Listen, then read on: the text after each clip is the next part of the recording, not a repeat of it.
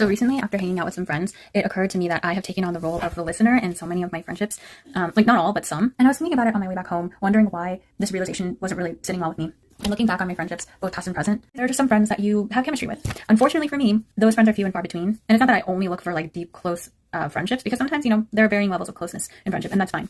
But every few years or so, you do meet a friend who you have a connection with. And I noticed that the key difference between the friends who just kind of see you as a listener versus the friends you have a connection with is that there's reciprocity of interest, not just reciprocity of effort. What these friends all had in common is that they showed as much interest in me as a person as I was interested in them. Like, they were curious to know what I think, what I'm interested in, and vice versa. Because sometimes you can kind of tell when a friend is just listening to you out of obligation or to be polite, which I don't think is always a bad thing. But I'm talking about the friends who like genuinely are curious to hear what you have to say. And I don't mind being the listener. I actually really enjoy showing up for my friends in that way. But at the same time, I'm not a therapist. I also enjoy being listened to as well. Everyone wants to feel seen and heard. Like, one time, this guy told me that he liked me.